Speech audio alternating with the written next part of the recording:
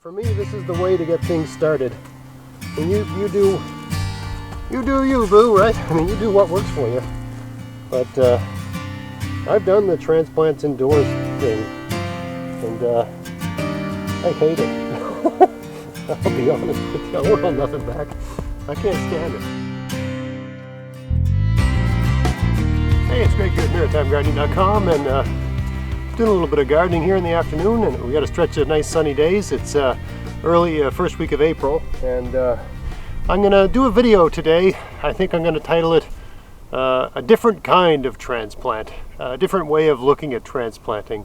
Most people, their idea of transplanting is you get some plastic cell packs and you buy some soil and you put some seeds in that soil and you stick it in a really sunny window in your house for X amount of months and you harden it off, bring it outside and all that sort of stuff.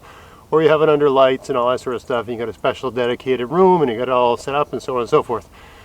I don't do any of that, and I live in a place with a short growing season. We have the best way I can explain that is we get frost typically into late May, sometimes even early June, and we get frost in September. Okay, so short growing season. Even though I'm in zone 6A, it's a special kind of zone 6A, I guess is one way of putting it. By the ocean, and so on and so forth. So anyway, I'm going to plant some collard greens right now, and you can plant collard greens relatively early. I think it, what does it say here? Yeah, it says to start transplants in late April to May. It says transplants can be started in late April for a May planting. So, I mean, this is from Vessi Seeds, so they provide seeds for my part of the world. So they're saying start them indoors, right, in April, now, and plant them out in May. May planting. It didn't say, or late May planting. Yeah, that's one way to do it.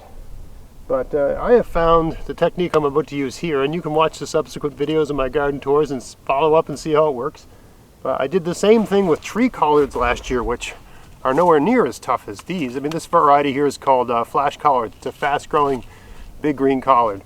So, and I like collard greens. If you don't like collard greens, you know, use this advice for any crucifer that you like. You know, your kale, your things of that nature, maybe broccoli, stuff like that, right?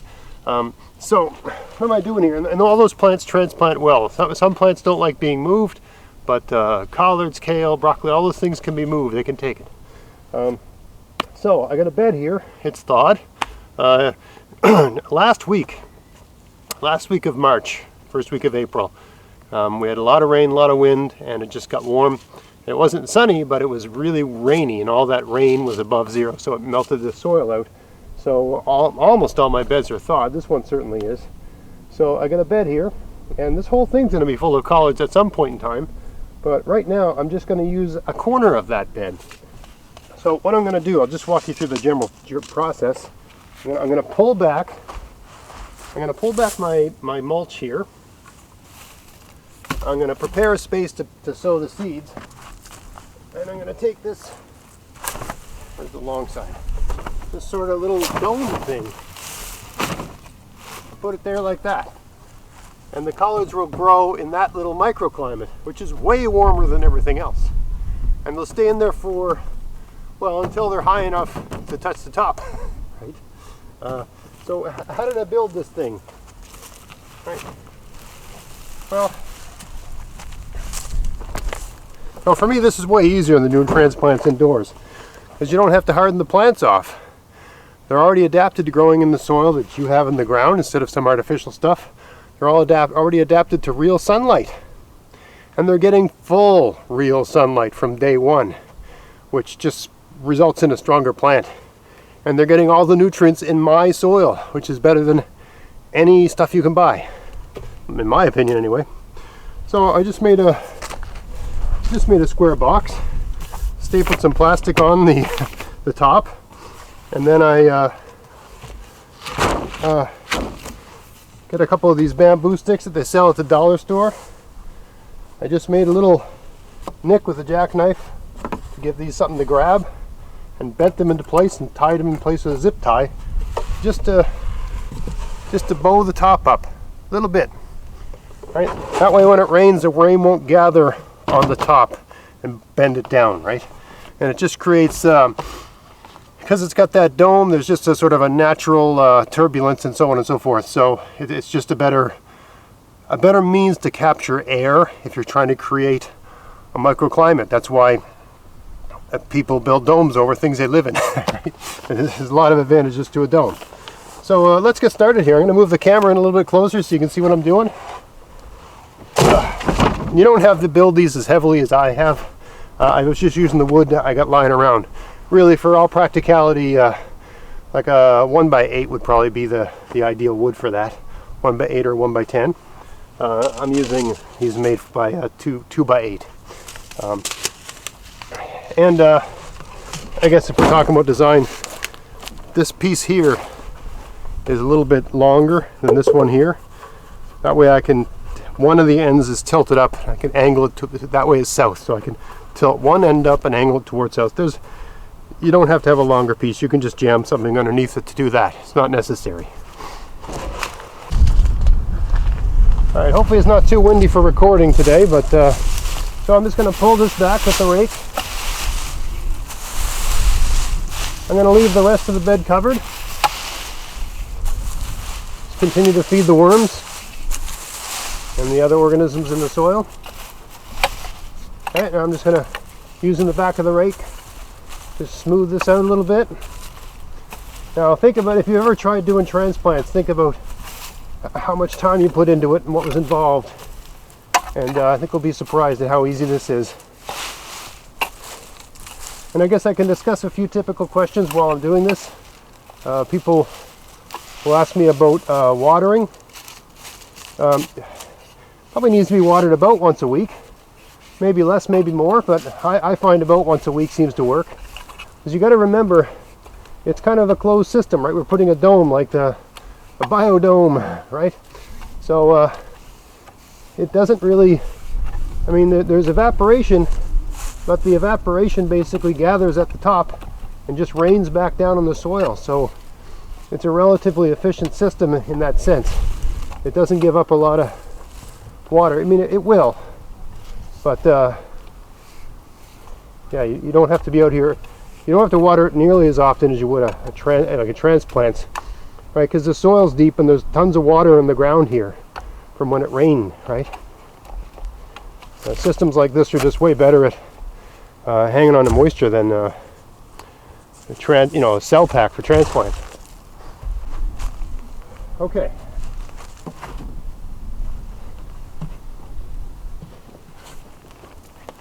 So I'm just doing a rough measurement here to make sure everything's the right length. That's okay, yeah, that's good. It's like that, it's fine. All right, I'm gonna lay this over here so I can use it to gauge how much real estate I got.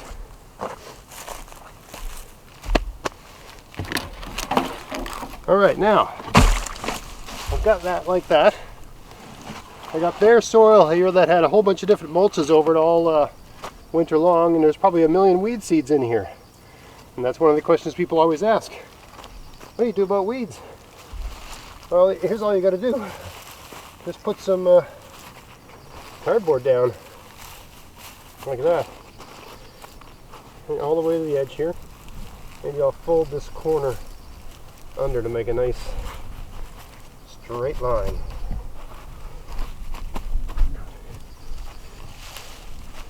When you're using this technique, the outer edges are colder than the interior parts, so you don't plant right to the edge. You sort of plant away from the edge a bit. This paper, you keep it wet, douse it with something, and it's just easier to deal with. It's less likely to blow away, and it just behaves better for you. And so you don't lose your mind trying to, manipulate it. This was a bag of flour, believe it or not, at some point in time. I guess it's a quadruple ply. I'll remove one of the layers here, this here. Now again, by having this cardboard over the soil, that will also prevent evaporation, right? The soil that is underneath this cardboard will not lose its moisture, or it'll lose its moisture at a much slower rate, I guess, because the sun won't be shining on that soil, right? You got sun shining on soil, then you got soil losing its moisture. All right.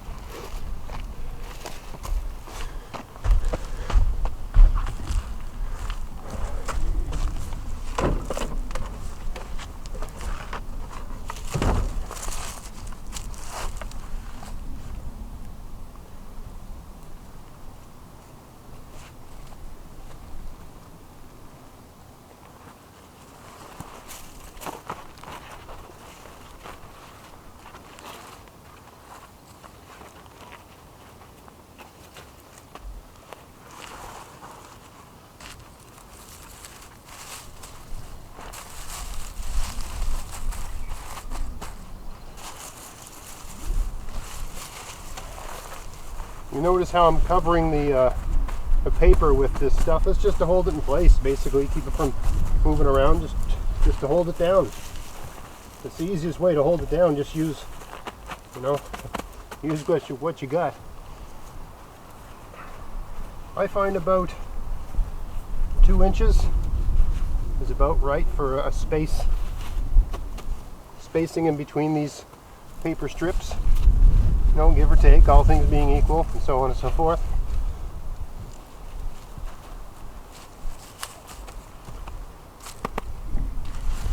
Alright, that's good. That's about right. Okay, now all we got to do is plant our collards. Alright, so the instructions say plant a 1/4 inch to 1/2 inch deep. So let's get a stick and make a little bit of a... Oh, that stick's not strong enough. I'll use my finger.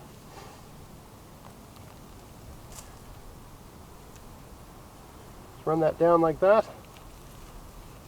Now we're going to plant a lot of these here, and I don't know what proportion of them will germinate. These seeds tend to have a good germination rate.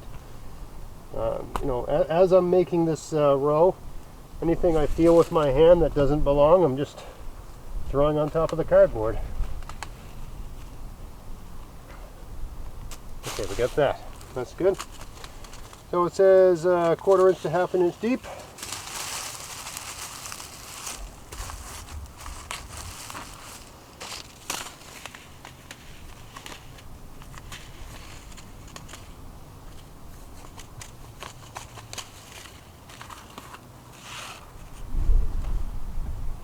I'm going to try to plant one every inch or so.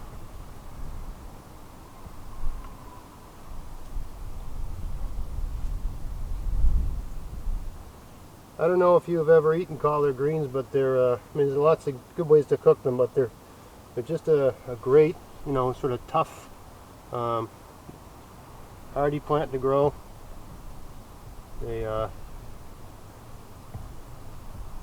They look impressive. It's always good to grow things in your garden that look impressive. Very good for you. Store well. Go with lots of things. Alright.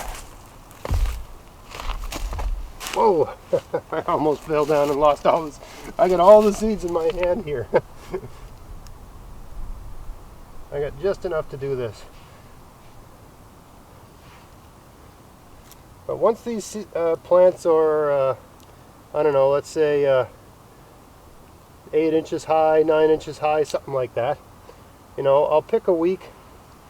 Right, I've got them everywhere now, so I'm just going to go for broke. I'll pick a week where it looks like we're going to get a bit of rain and move them to where I want them. So I'll fill this whole bed with them, and there'll probably be so many, there's more than I can put in this 4x8 bed. And I'll have to find other places for them to go. But that's usually not a problem in my garden.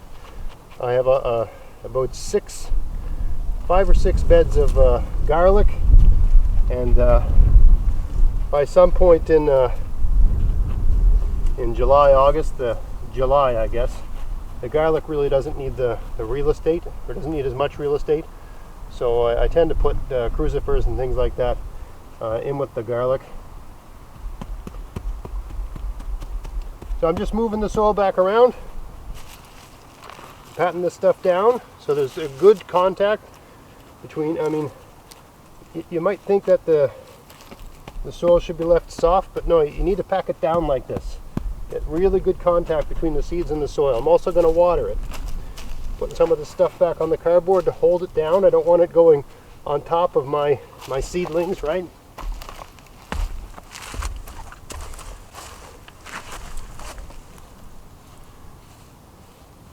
But for me, this is the way to get things started. And you do you, boo, right? I mean, you do what works for you. But I've done the transplants indoors thing, and I hate it. I'll be honest with you. I won't hold nothing back. I can't stand it. And I find this just so much more easy, and I think the plants prefer it too because they're already adapted to the microclimate. Okay, so that's that whole pack basically committed to this.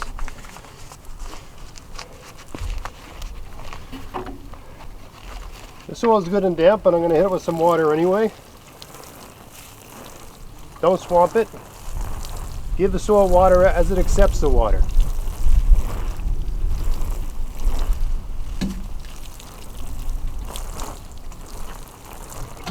That's enough. Went a little overboard there, but that's good enough. All right. Now I'm going to put the box on.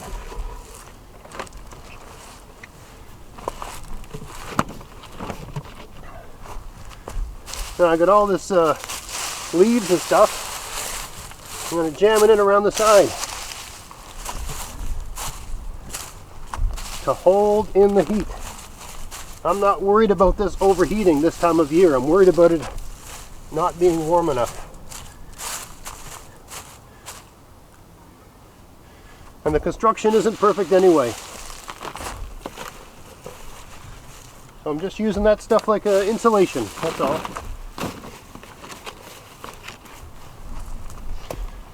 Just jam it all the way around.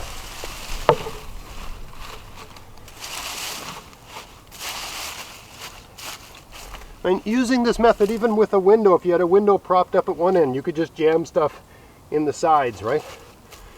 Anyway, that is sealed now. You know, it's not 100% airtight, but you don't want it to be. There's enough air gaps here that air can get out, and you know, it's not at huge risk of overheating.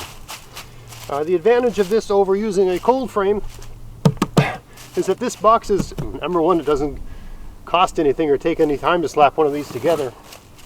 Number two, this box is not going to rot out, because it's only outside in the garden, you know, it's only in contact with soil, let's put it that way, for a couple months a year. And it goes back to the place where I store them.